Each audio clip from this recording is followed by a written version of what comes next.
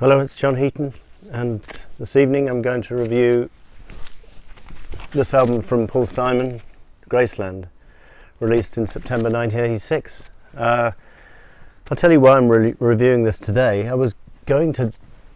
have been looking for the new Paul Simon album, trying to check it out, and I listened to it on Spotify. It's basically retreading a few of his old numbers. And I have to say, I hate to be negative, but I was pretty unimpressed by it. I didn't really see much point to it. And some of the songs which he'd chosen, some of them were obscure, some of them were favourites of mine, like Some Folks' Lives Roll Easy and How the Heart Approaches What It Yearns, and One Man's Ceiling is Another Man's Floor. And in every case, he's not adding anything. In fact, it's not a patch on the original, I'm afraid to say. And then I found on Spotify Graceland the Remixes, which I wasn't aware was out, and it had a nice version of this colour with orange. And I listened to that, and I think the right word is horrified. I think Paul Simon, I haven't read exactly what went on, but I think he must have got together with a young producer, and he's turned it into dreadful in every case. All the songs are ruined with loud modern drumming and sampling and this and that, and all the musicianship and all the warmth and charm of the original is completely gone, I'm afraid. So then that made me in turn go back to the original album, because it hadn't given it a spin in a while, and it's kind of got not played too much in my recent life, because I felt it was almost always overshadowing all his other solo work. People only ever talked about Graceland or Rhythm of the Saints, and they didn't really talk about his first few solo albums, which I think are brilliant, or One Trick Pony or Hearts and Bones. So I kind of, apart from when it first came out, I kind of avoided going back to it. But this morning I was so enraged with this new remix version, where I kept on expecting the next track to be passable at least, and I ended up having to sample the first 5 seconds of each and then went on to the next and then gave up basically. So then went back to the album, played it the whole way through, and it is a brilliant album.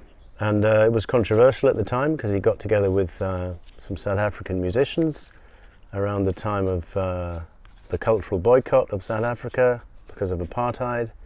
So him collaborating and then the subsequent tour in April of '87 was quite controversial, and there was a petition handed to him outside the Albert Hall when he began the tour, signed by Paul Weller and Billy Bragg and others, saying apologise for what you're doing and make sure it doesn't happen again, kind of thing, breaking the cultural boycott.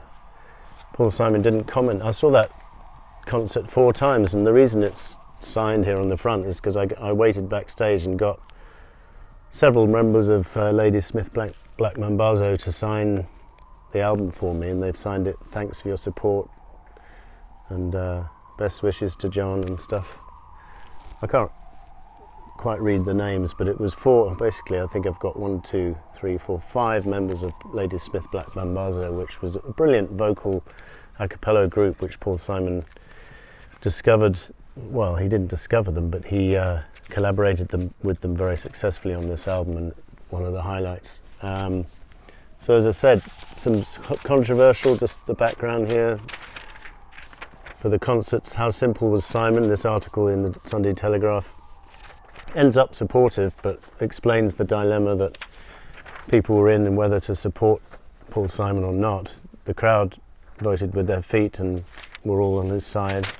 This is from The Observer. And then this one's from the Daily Mail. Paul builds a bridge over troubled water. And then this is the most amusing one, that a night out at the Compact Disco. And it says, the moral imponderables raised by Simon recording much of his album Graceland in South Africa weighed heavily on his concerts last week, infecting the Albert Hall with a self-conscious air of worthiness. The audience, a sort of compact disc owners' convention, had come not only to applaud Simon's talent, but to endorse his activities, giving the concert a portentous air which was occasionally grating. To applaud his South African guests, the trumpeter Hugh Masekela and the singer Miriam Makeba, for their lifetime stand against apartheid is right and proper. To applaud Miriam Makeba simply for announcing that she is 55 years old seems a trifle gratuitous. Happily, she refrained from adding that she still has all her own teeth.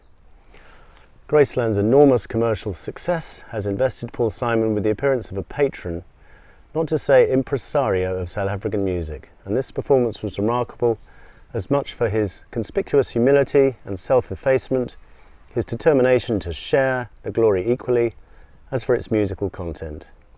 Anybody expecting a reprise of Simon's greatest hits would have been disappointed. His contribution to the evening was limited almost exclusively to selections from Graceland. So, nice article there, all supportive. I'm not sure what The Guardian had to say about it, but I don't recall there being too many articles against it. But there were these picket people outside the concert, not quite telling you not to go in, but making their process peacefully, shall we say. This album will follow up to Hearts and Bones, and it kind of shot Paul Simon into worldwide recognition, whereas he'd kind of fallen into the shadows a bit in the last 5 or so years, or even longer probably.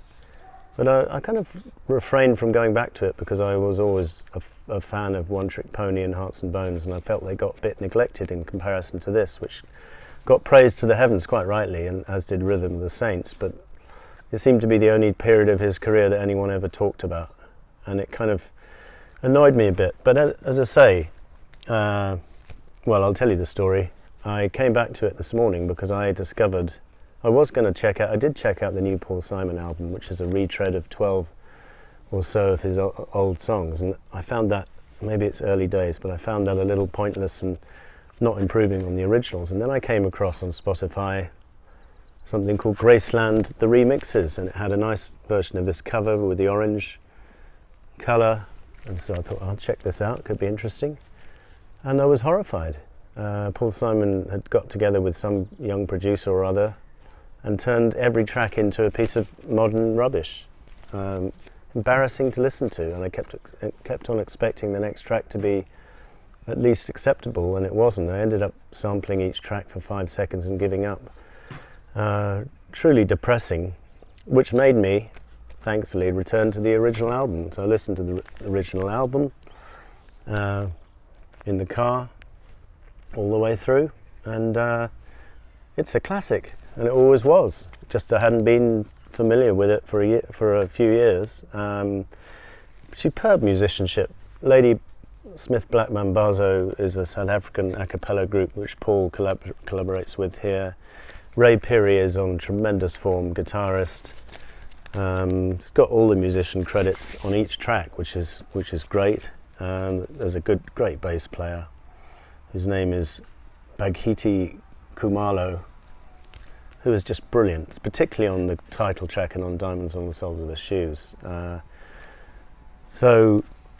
then on this Graceland remix, not the horrific remixes, on the normal CD reissue, there's some bonus material, like some instrumental versions of certain tracks, and an interesting 5-minute piece from Paul Simon himself describing the origins of the song Graceland and how he came to record it. And it started off with a shuffle beat reminiscent of Johnny Cash country records from the 50s, and then he overlaid some guitar, and then Ray Peary came out with this minor note which Paul Simon found interesting, and then suggested he plays those guitar phrases which are so prevalent in the song.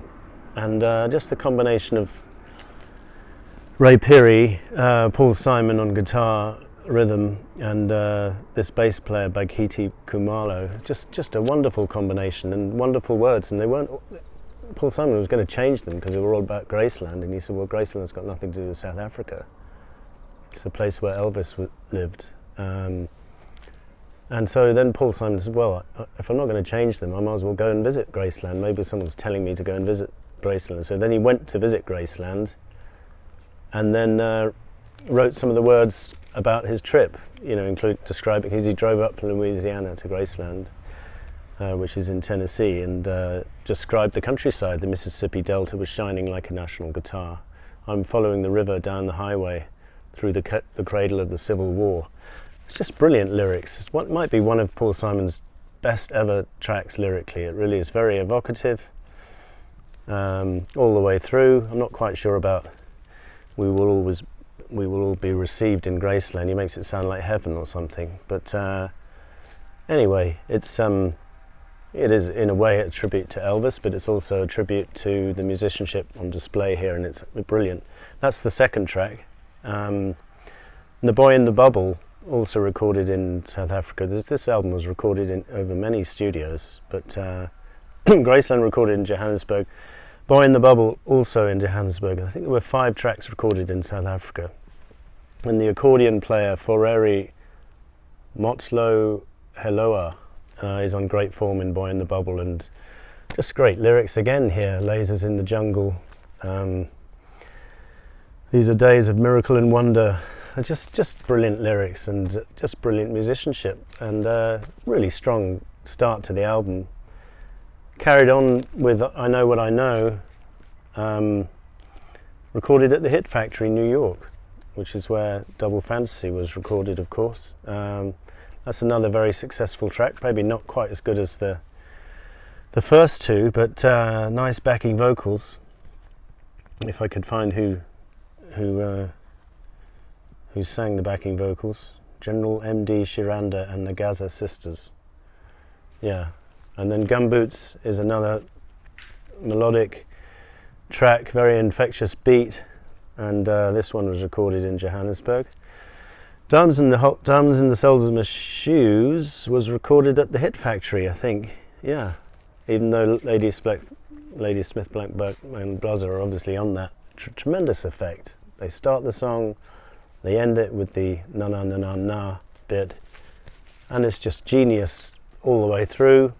The bass player is on top form throughout. In fact, there's a demo which is interesting because it's just Paul Simon singing and the bass player, just the bass player and Paul Simon, and then a little bit of Lady Smith, Black Mambazo at the end. So it's interesting that from the outset, Paul Simon had envisaged that bass line as being so central to the song, and it is. And it is one of the, for me, one of the complete highlights of Paul Simon's career, no less than that. And a brilliant closer to side one.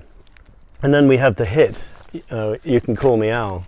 This is the back cover, by the way, with some sleeve notes from May 1986. And the lyrics here with the musician credits. It's on the Warner Brothers label, which you might be familiar with from Fleetwood Mac Records and others. Did I show you my tickets?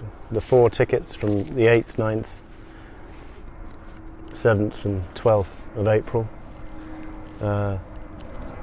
Yeah, and I actually met Mick Fleetwood and Christine McVie outside the Albert Hall on the first concert I think it was, and their album Tango in the Night was about to come out, so I said, oh, your album's coming out in a minute, isn't it? And again, Christine said, yeah, on Friday, I think. So that was good. And then Eric Idle from Monty Python was there on another night.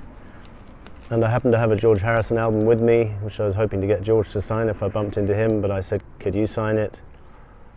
And he did. And I said, is George here? And he said, is he? I said, no, I was asking you. And he goes, oh, no, I don't think so. But anyway, Eric Idle famously in the Ruttles with George, and a good friend of George Harrison over the years. So where was I? That was side one, and then You Can Call Me Al was a big single, and I was a little underwhelmed by it at the time. I was listening to it today and thinking that it's pretty damn good. Musicianship's top notch again. Just the words are a little bit not that meaningful, or a little bit light. All about you can call me Betty, or I don't know. I guess it's about something personal to Paul, and I think it's about his first wife or something. It's okay, it's just not my favourite song lyrically, but there's an interesting instrumental version of it on the recent re-edition, which is worth a listen. Good trumpets from John Faddis Ronald E. Brecker, Lewis Michaels Soloff and Alan Rubin. Trombones as well, David Bargeron and Kim Allen Sissel. So that's a good track and a worthy single, although not my favourite. And then we've got Under African Skies, which is just one of the highlights of the albums, recorded at the Hit Factory. You Can Call Me Al was recorded at the Hit Factory as well, which is just in Midtown, New York, near Times Square. Under African Skies, yeah, brilliant melody, brilliant lyrics again. Can't say enough about this track. By the way, the DVD of this tour, I think it's called the Graceland Tour, is worth watching. It's brilliant, and it includes a couple of tracks not on this album, such as Township Jive, I think the concert opens with. Thoroughly infectious number. If I'm right in saying, I think he opened the Albert Hall gigs with that number, Township Jive, with Ladysmith Black Mambazo. So check that one out.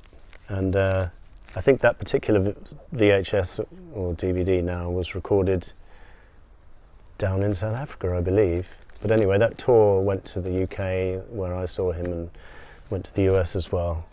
Probably caused controversy wherever it went, but anyway. Then Homeless is the next track, and it's a collaboration with Ladysmith Black Mambazo, who starts singing it. Glorious harmonies. And the first half of the song is just utterly sublime. Paul Simon's coming in and doing a kind of duet with them. Somebody sing hello, hello, hello. Bit inane lyrics, his bit there. But the first half of the song is sublime, and the demo that's on the extras shows that he wrote that original melody, and which is so great. You know, the homeless moonlight sleeping on a midnight lake, which is so evocative of a lyric. So great song. Then the album goes downhill slightly. It's one of those albums where side 2 isn't quite as good as side 1, but how could it be? Side 1 is packed full of classics. Song called Crazy Love is okay, let down a bit by the kind of lazy lyrics of the chorus. I don't want no part of this crazy love, I don't want no part of your love, repeated 1, 2, 3, 4 times. Reasonably interesting lyrics in the verse. Fat Charlie the Archangel files for divorce. He says, well, this will eat up a year of my life, and then there's all that weight to be lost. It's kind of Paul Simon trying to be humorous, not really succeeding. It's not a very enjoyable track all in all. Not my favourite. That Was Your Mother is a more upbeat number, recorded in Louisiana actually, and then the previous track, Crazy Love, was Hit Factory, and the last track is recorded at the Hit Factory. No, Los Angeles, sorry. So That Was Your Mother is an okay track, nothing too special, not offensive or anything. And then All Around the World, or The Myth of Fingerprints. Again, the standard of those last 3 tracks is a little bit questionable compared to the rest of the album, so that's what makes the album lose a little bit of its classic nature for me. But on the first side you've got The Boy in the Bubble, Graceland and Diamonds on the Soles of His Shoes, which are 3 of his best ever solo tracks, and he would struggle to come up with a better album than this afterwards. So, you know, he was still on great form melodically, lyrically, and this album is a tremendous example of a successful collaboration, how people from different cultures can come together and take things from each other, share each other's experiences, and come up with a winning combination, which is probably what makes this album so timeless. So thanks for watching, and see you next time.